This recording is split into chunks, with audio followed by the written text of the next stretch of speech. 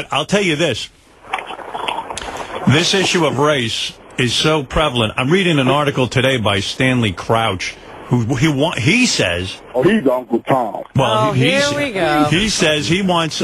he can't stand the term African-American. He goes, listen, I'm an American. I'm not from Africa. I got nothing to do with Africa. I mean, well, I said it was a ridiculous term from the very beginning. What do you call an African who becomes an American? And he wants to go back to the word Negro. He said, I never disliked the word Negro. Well, I don't like that word either. He likes it. Listen to this. That's what got Harry Reid in trouble, though, Howard. He said, he didn't say Obama talks black. He said Obama can use a Negro dialect when he wants to. So I think when Harry Reid brought in the word Negro, that gets everybody all freaked out. Everybody crazy. And Stanley Crouch is saying, he wants to go back to Negro. He said black doesn't describe, he says, first of all, within the realm of black, there's light-skinned blacks, there's light tan. Oh, so then we should go to colored. He says Negro. Or he says he prefers colored because he goes, that's what we are. We're not all black. I personally like chocolate people. Because everyone likes chocolate. How about Niggo? What? Niggo. Niggo? Niggo and Negro. That's a good one, too. If you like it, then go with it. But listen, the way this all got started is everyone was called Negro. And when black nationalism came to the fore, Martin Luther King used to say Negro. Everyone was comfortable with Negro. And then a man named Malcolm X came along, and he made black nationalism very popular in this country. And he tapped into an angry black feeling, and he said, listen, no more Negro. Now we're black. And people at first, black people, were like, are you crazy? Black was like the worst smear you could give a black person at that time. You never wanted to be called a black nigger. Right. We don't want to be black. We don't want to be black. And then somehow it turned, and then we don't want to be Negroes.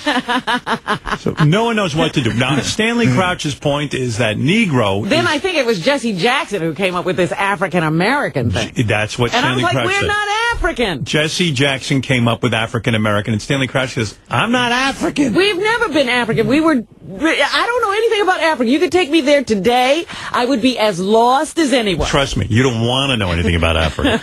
Africans are trying to get out of Africa. The first person on earth was a black woman, so you really shouldn't feel like that. No. My point is, I was born here. To call me African-American is to say I'm not an American. Right. So that's what Stanley Crouch says. Well, what do you like? I like black. I just get with it. You know, all white people aren't the same shade either. I think Stanley made me like a Negro now all of a sudden. Oh, stop it. No, don't listen to him. He's Uncle Tom. Is he? Why do you carry on about he's an Uncle Tom? when black men go bald, they turn into Uncle Tom. Oh, you're so silly.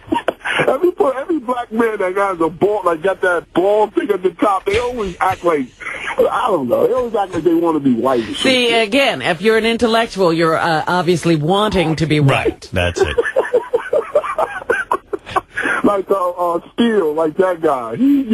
I like him, but he tries to act like he's white. The white people don't like that motherfucker. Hey, King, some people want to talk to you. Here, let's talk. Rob wants to talk to King of All Blacks. Hey, what's going on? Hey. Two things. One, I just really am so sorry about Adi. And first and foremost right now, I am so sick to death of King of All Chocolate people here. It's always, Howard, what do you think? Howard, what do you think? Every other word out of his mouth is, Howard, what do you think? I'm calling him King of All Chocolate. I never asked Howard what does he think because I already know what he thinks. Now I'm just asking King, you do it all the time. Yeah, because I'm asking for you. I already know what he thinks, you fucking asshole. All right, Heather, you're on. Wanted to say hi to King of All Blacks. Go ahead, Heather. Yes, Heather. No, Heather? Scared of you. Scared of the black man. Scared him away? Scared of the real black man. The real man. The nigga, the king nigga. I love it. I like nigga. That's what I like. I don't like Negro, black, color. I'm going to be honest with you. I like nigga. What up, nigga? I love it. All right, Heather, thank you. Heather's not there. All right, King, thank you very much. I love you, Howard. All right, love you too. Bye-bye. Hey, when you get a new car, I'll tell you what to get. Okay. All right? I swear, I'll tell you what they get. It's crazy. Yeah, I got to go see my man Wayne Siegel. Ashley passed her driver's test. She's hitting the road. Oh boy. Yeah, I can't believe it. That's your last one. That's my youngest daughter. Your baby's driving. She got her license. Yeah. A lot of changes. A lot of changes at the Stern You must household. be an adult. You got all that going on. Yeah, I got a lot going on. Yeah. I got my kids are growing up. Yeah, you have an empty nest at this point. Yeah. I mean, they're getting to the point where some dude should take over the financial obligation, Yeah, right? really. Yeah. Waiting for that. Someone to step in. Make an honest woman out of them. Wow. Can I tell you? But, actually, I'm the one who's told my daughters, when you're in your 20s, you don't get married. Yeah, but they're all going to... She's going to be off to college not too long after this. Ashley, yeah. Yeah. The other two are out of college. No wonder you got a cat. You got an empty nest. Yeah, I got a cat all right. What happened with the cat? First of all, there's a picture on howardstern.com of Beth holding our newest child. Our newest edition? Yeah, Apple. Apple Stern. I like the name. Well, the name came about. Did I tell you any of this? I didn't tell you. Okay. We didn't name Apple, you know. Oh, I didn't know that. No. I thought you had named him after Gwyneth Paltrow's kid. No. If we were going to do that, we would have named her Moses. So, Beth works at the North Shore Animal League, and she goes down there. She raises money for them, and she also goes down there and helps.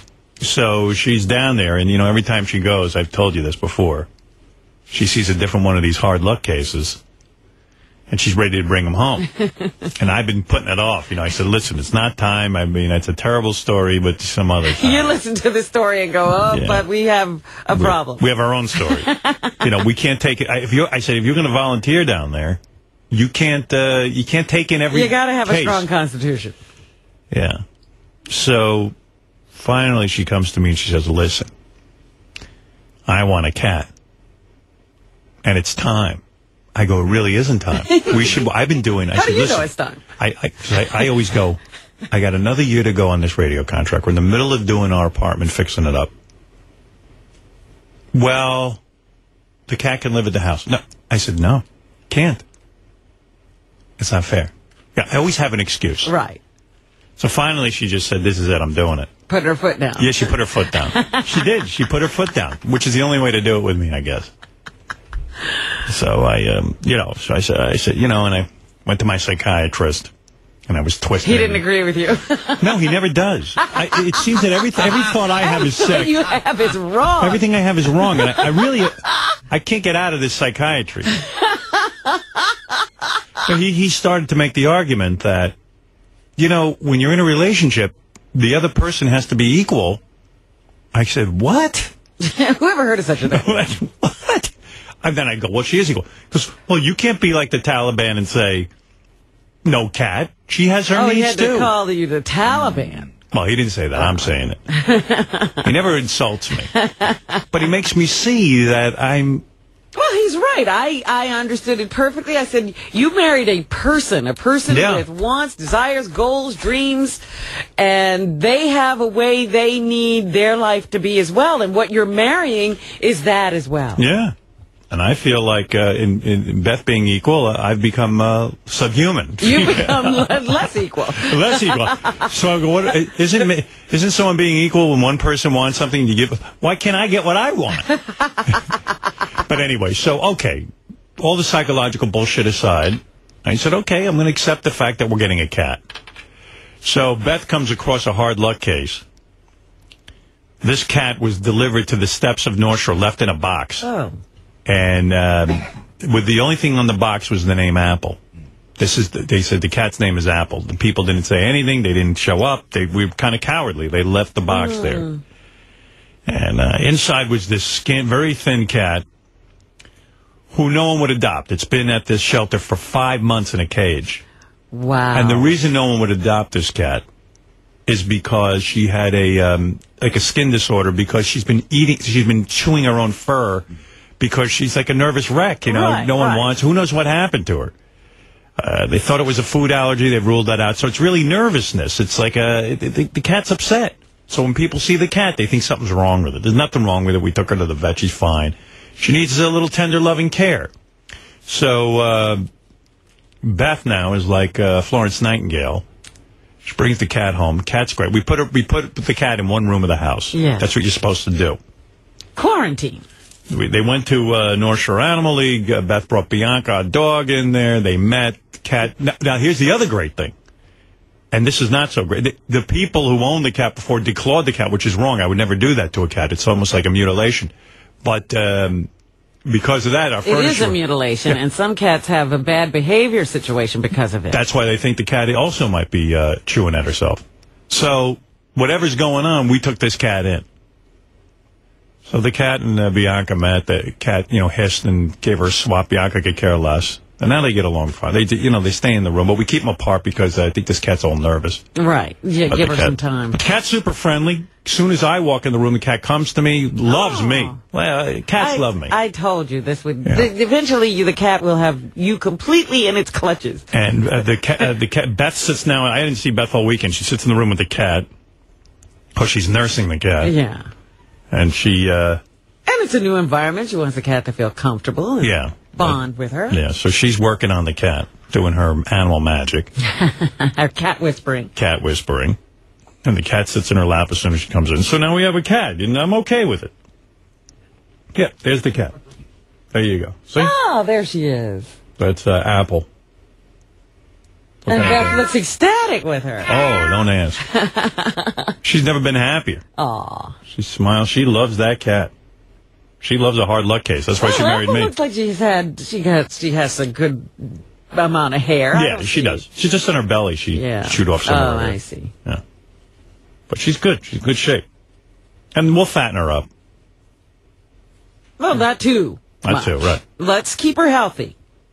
Yeah. There it is. So yeah, I got a cat now. Look at me. Good for you. Yeah. A cat and a dog. A perfect family. Hey. I've had a cat and a dog before. I lost that, and now I got a new one. Oh, good for you. Here I go again. Let's try to keep this together. Right. Hansy, you're on the air. Go ahead, Hansy in Toronto. Yo, Howard, man. Yo, Hansy. Yo, is my connection good or no? Yes, perfect. Excellent. Okay, no, because, I don't know, it just seems like you never take my call and shit like that. I don't know, man. It's like you're trying to avoid my call. Well, now you're on, Hansy. Yeah, no, but this is my gripe now, man. That's what I was trying to get through for so long. You have nothing to say. You just wanted to get through? Hansy's a weird guy. Like, if the last time Hansy called in, now I know what he's referring to. He called in, and his phone call for some reason was eliciting an echo. Like, every time I said something, my voice would echo through. So I hung up on him. So then he starts getting paranoid. He sits at home and he goes, Howard's mad at me. And he starts calling Gary 900 times a day. Howard's mad at me, and Howard doesn't want to take my call. Right, Gary? Hansy, how many times I felt so bad, Howard, almost like suicidal. How many times did you email me, Hansy, to say that there's a plot against you?